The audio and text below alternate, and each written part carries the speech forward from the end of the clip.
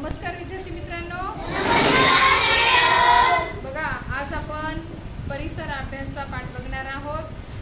पाठाचं नाव आहे आपल्या गरजा कोण पुरवतात. बघा काय नाव आहे?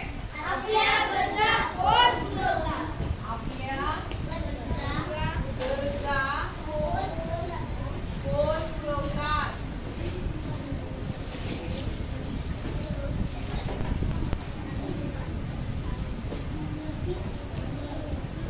लक्ष द्या आता. आपल्या गरजा कोण पुरवतात. बघा परिसर अभ्यासाचा हा महत्त्वाचा घटक आहे. आपल्या गरजा कोण पुरवतात. हाताची घडी घाला सर्वांनी. वेदांत बोलायचं नाहीये, हाताची घडी घाला. आता तुम्ही शाळेमध्ये जाता है ना. शाळेत जात असताना तुम्हाला दप्तर लागते, वह्या लागतात, पुस्तकं, पेन, हे सगळं कोण आणून देतं तुम्हाला? हा, कोण आणून देतं? आई वडील. म्हणजे शाळेतल्या ज्या गरजा आहेत ते कोण पुरवतं?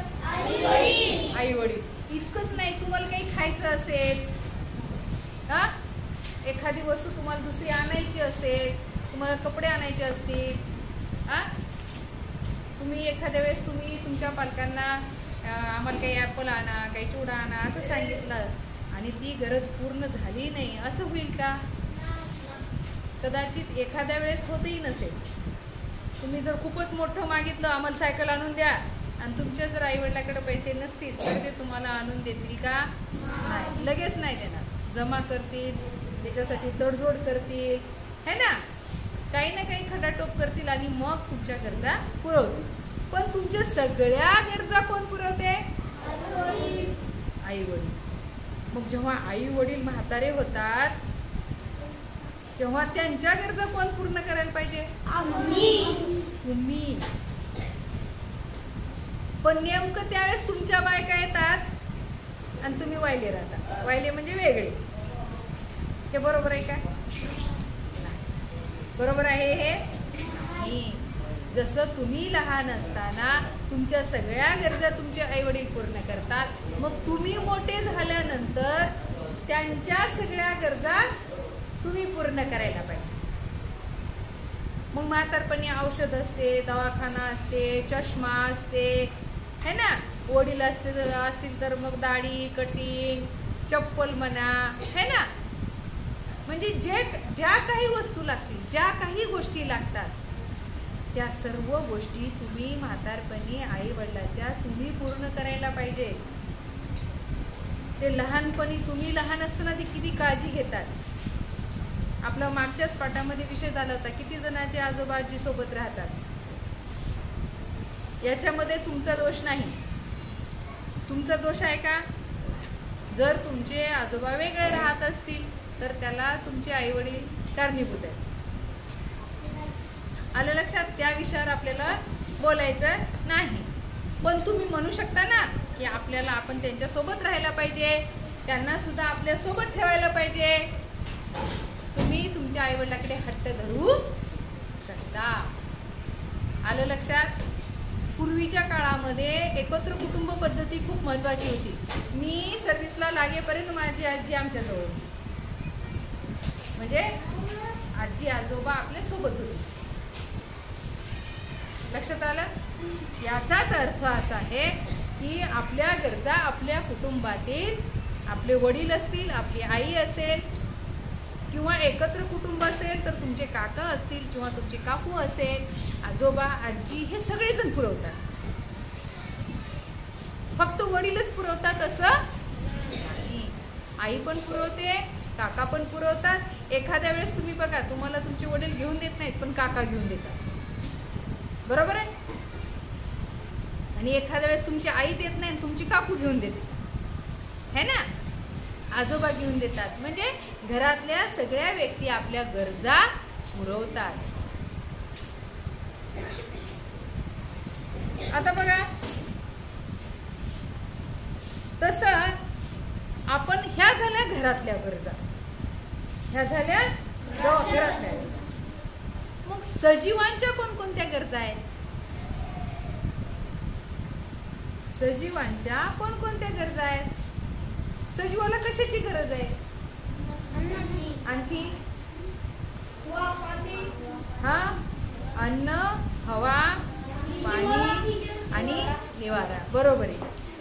म्हणजे अन्न, हवा, पाणी आणि राहण्यासाठी निवारा ह्या मुख्य गरजा. कोणाच्या? सजीवांच्या. कोणाच्या? सजीवांच्या. मग माणसाच्या सुद्धा गरजा अशाच आहेत, पण याशिवाय माणसाच्या आणखीन काही गरजा आहेत त्या वेगळ्या. म्हणजे आपल्याला कपडे लागतात, दवाखाना लागतो, मार्गदर्शन करण्यासाठी शिक्षक लागतात, है ना? जनावरं लागतात का? कारण जनावर काही शाळा शिकत नाहीत, त्यांना काही शिक्षकाची गरज नाही.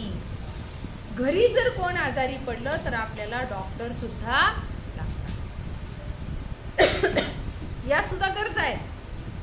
पण मुख्य गरजांच्या व्यतिरिक्त आपण जर शाळा शिकली नाही तर आपण मरत नाही, पण आपण हुशार पण होत नाही. जे पूर्वीच्या काळातले आदी मानव होते त्यांना शिक्षणाचं ज्ञान नव्हतं, पण त्यांना हवा, अन्न, पाणी हे होतं आणि ते जगत होते. म्हणून आपली चौथी गरज निर्माण झाली शिक्षण. अन्न, वस्त्र, निवारा ह्या तर मेन गरजा झाल्या, पण चौथी गरज निर्माण झाली कोणती? शिक्षण. म्हणजे हवेशिवाय तर आपण जगू शकत नाही, अन्न आणि पाण्याशिवाय जगू शकत नाही. निवारा हे सुद्धा खूप महत्वाचं आहे. आणि चौथी गरज आहे शिक्षण. माणसाला जर शिक्षण असला तर तो काय होतो? पुढे जाऊ शकतो, नाहीतर पुढे जाऊ शकत नाही. मग आपल्या गरजा पुरवण्यासाठी वेगवेगळे लोक काम करतात. बघा, डॉक्टर, शिक्षक, शेतकरी, त्याच्यानंतर आपल्या आणखीन गरजा पुरवणारे लोक, हे यांचं वेगवेगळं काम करत असतात. आणि त्या केलेल्या कामामुळं सगळ्यांच्या गरजा पूर्ण होतात. आता याच्यामध्ये गरजामध्ये शिक्षकांचं सुद्धा नाव आहे, डॉक्टरांचं नाव आहे. कारण आपल्या घरामध्ये जर कुणी आजारी पडले तर आपल्याला डॉक्टरांची गरज भासते. कपडे घेण्यासाठी आपल्याला कपड्यांची म्हणजे दुकानदारांची गरज भासते. म्हणजे या सगळे लोक आपल्या गरजा पूर्ण करतात. आणि या गरजा पूर्ण करणाऱ्यालाच, ह्यांच्या कामालाच व्यवसाय म्हणतात. काय म्हणतात? व्यवसाय. आलं लक्षात? तर आता निसर्गावर आधारित कोणकोणते व्यवसाय आहेत? निसर्गावर आधारित कोणकोणते व्यवसाय आहेत? शेती. कोणती व्यवसाय? शेती आणि मासेमारी. शेती आणि मासेमारी. निसर्गावर म्हणजे वरचा पाऊस पडला तर शेती पिकेल. वरच्या पावसानं जर एका वर्षी पडलं नाही, काय होईल बरं? दुष्काळ होईल, पाणी मिळणार नाही, शेती पिकणार नाही. म्हणून आपल्याला पावसाची सुद्धा खूप गरज आहे आणि त्यालाच आपण निसर्ग म्हणतो. दुसरा व्यवसाय उद्योग. काय? उद्योग. मग उद्योग मध्ये काय काय येते? मोटार तयार करणे, वाहने, वेगवेगळे वाहनं तयार करणे, माठ तयार करणे, कापड तयार करणे. आता कापड कशापासून तयार होतो? कापड कशापासून तयार होतो? अरे कापड कशापासून तयार होतो? हा सांग. कापसापासून. बरोबर आहे. कापूस. कापसापासून धागा तयार होतो. अमन लक्ष नाही. कापसापासून धागा तयार होतो आणि धाग्यापासून कापड तयार होतो. कापूसच नाही बनला तर कापड कशाने तयार करणार आहे? म्हणजे हे सगळे व्यवसाय एकमेकावर आधारित आहेत. नंतरचा व्यवसाय व्यापार. काय? व्यापार. उदाहरणार्थ शेतीचा बाजार, शेती बाजार आणि दुकानदार. मग दुकानदारामध्ये फक्त किराणा दुकानदार आला का? नाही, सगळे दुकानदार आले. स्टेशनरी दुकानदार आला, किराणा आला, कपडेवाला आला, स्वस्त धान्यवाला आला, है ना, भाजी मार्केटवाला आला. हे सगळे, या सगळ्याला व्यापार म्हणतात. सेवा पुरवणारे कोण कोण आहेत? डॉक्टर, इंजिनियर, वकील, शिक्षक, नर्स, पोलीस, सैनिक, आणखी तलाठी, ग्रामसेवक. हे सगळे सेवा करणारे आहेत. ह्यांचा व्यवसाय आहे का? असं दुकान मांडून बसलं, या रे पोरं शिकवतो, हे व्यवसाय का? नाही. पण जे खाजगी शिकवणी क्लासेस घेतात पैसे घेऊन, त्याला आता आपल्याला व्यवसाय म्हणायला हरकत. पण शाळेत शिकवणारे शिक्षक आहेत, त्यांना व्यवसाय म्हणू शकतो का? नाही. हे काय करत असतात? सेवा. काय करत असतात? सेवा. कुणाची?